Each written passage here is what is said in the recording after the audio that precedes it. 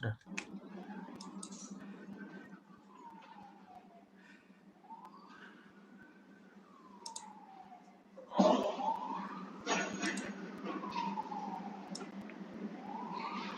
Oke.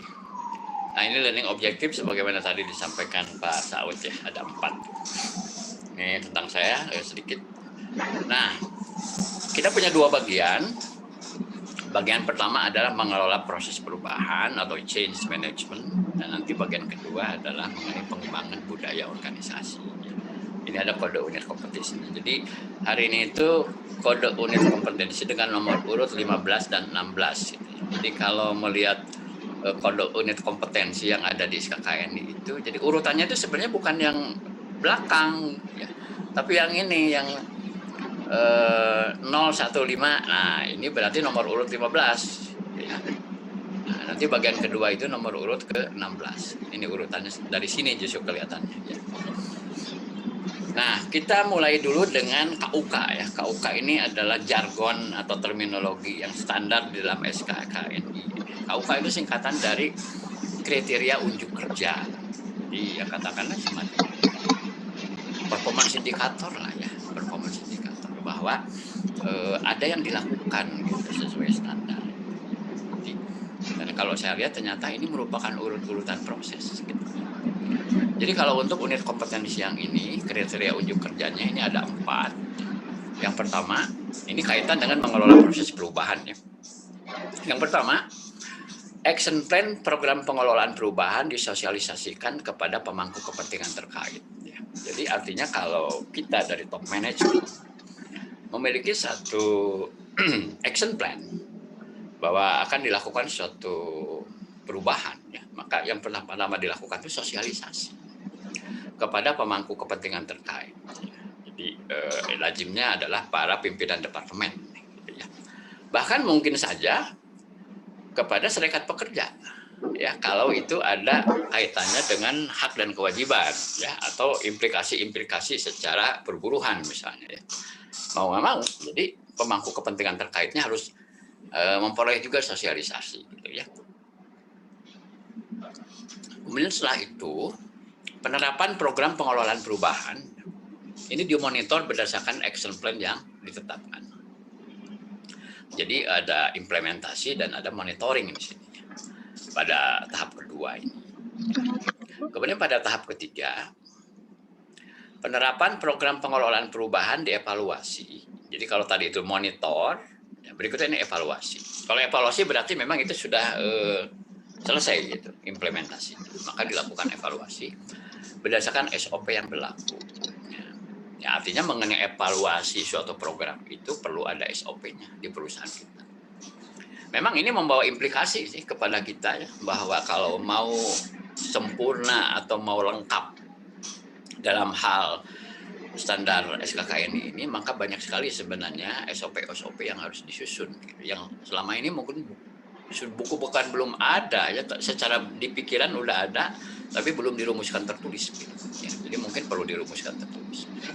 Nah, kemudian yang keempat, ini hasil evaluasi program pengelolaan itu dianalisis untuk perbaikan berkesinambungan. Jadi ini adalah kelanjutannya, bahwa hasil evaluasi itu digunakan untuk continuous improvement, ya, untuk perbaikan-perbaikan ke langkah selanjutnya.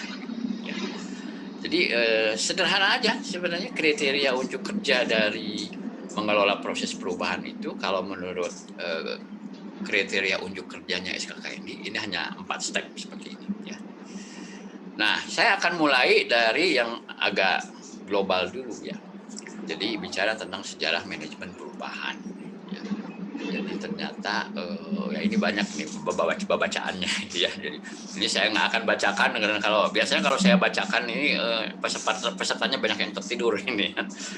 Tetapi ada yang saya cetak tebal ini ya pada bagian ini yang ketiga, di paragraf ketiga. Ini yang saya cetak tebal, mungkin bagian pentingnya ini. Produk, teknologi atau ide yang dulunya membutuhkan waktu bertahun-tahun untuk dirancang, dikembangkan, diuji dan disebarkan, kini diperas menjadi beberapa bulan atau bahkan berminggu-minggu. Ya. Harapan konsumen yang terus berkembang akan produk yang lebih baik, lebih cepat dan lebih murah. juga mendorong kebutuhan untuk menata ulang budaya kerja untuk memenuhi permintaan. Ya, ini memang penekanannya kepada budaya kerja, tapi juga ini sebenarnya dampaknya kepada semua unsur organisasi. Jadi triggernya itu sebenarnya ya, kenapa kemudian kita mesti memahami tentang bagaimana mengelola perubahan. Ya. Jadi kalau kita merujuk kepada yang diajarkan oleh Charles Darwin mengenai the survival of the fittest, bahwa katanya spesies yang mampu bertahan bukan yang paling besar, yang paling kuat, tetapi spesies yang paling adaptif. Jadi sebenarnya kata kuncinya di sini. Kenapa kita mesti memahami tentang mengelola perubahan? Karena ada tuntutan bagi organisasi untuk selalu adaptif, untuk selalu mampu menyesuaikan diri dengan perkembangan perubahan-perubahan lingkungan. Terutama kalau yang di sini itu yang ditekankan itu adalah tentang harapan konsumen atau customer expectation yang senantiasa berubah. Toh kita pun juga customer kan sebenarnya, kalau kita beli suatu produk ya kita dalam posisi customer ya. Sebagai customer itu kita tuh banyak maunya gitu kan, pengen barangnya bagus, harganya murah ya kan, punya reputasi branded gitu ya. Ya itulah, pengen deliverynya cepat. Jadi itu yang membuat kemudian mereka yang menghasilkan produk itu harus selalu melakukan perubahan, mengadaptasi harapan-harapan kita sebagai konsumen. Ya.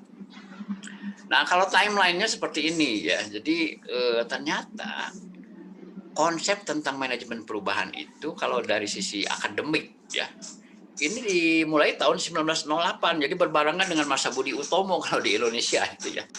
Berdirinya Budi Utomo, ya, Pergerakan Nasional 1908. Namanya Pangenep gitu ya. Baru kemudian 40 tahun kemudian itu yang kita sering rujuk itu teorinya, itu Kurt Lewin ya, tentang 3 jurus perubahan. Masih ingat mungkin ya, 3 jurus perubahan. Yaitu cairkan, rubah, dan bekukan ulang ya, itu yang 3 jurus perubahan ya. Di tahun 48 ternyata ya. Dan sebenarnya secara akademik tahun 1908 sudah ada pemikiran-pemikiran ya, atau konsep-konsep tentang manajemen perubahan. Dan ternyata perkembangannya kemudian apa ini? Ya. Ini kemudian yang semula hanya sebagai sebuah gagasan secara akademik, secara teori, ya, kemudian bergerak ya, menjadi on the radar. On the radar ini dikatakan perubahan memasuki bahasa sehari-hari dalam bisnis. Jadi orang-orang bisnis itu mulai banyak ngomong tentang change management. Kita perlu berubah ya. Itu di tahun 1990-an. Jadi sebenarnya manajemen perubahan itu isunya itu baru mulai benar-benar mengemuka itu pada tahun 90-an kemarin. Jadi baru berjalan 30 tahunan sebenarnya.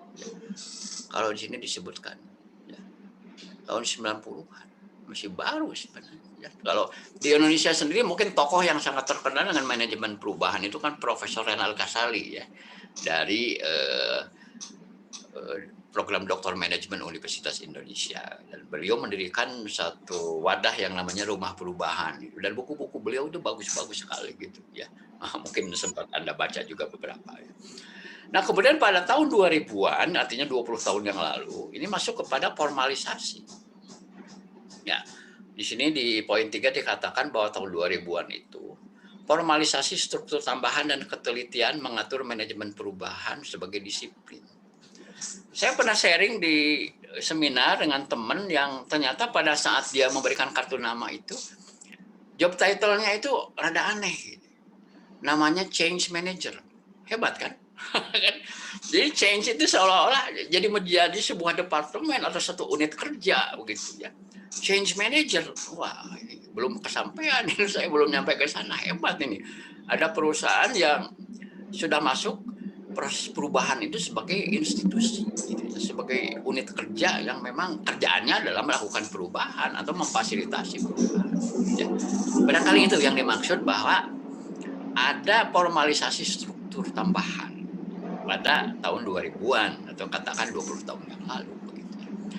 Nah, kemudian di masa datang, nah ini yang disebut change management sebagai disiplin. Ya. Jadi ke depan akan muncul perkembangan profesional individu.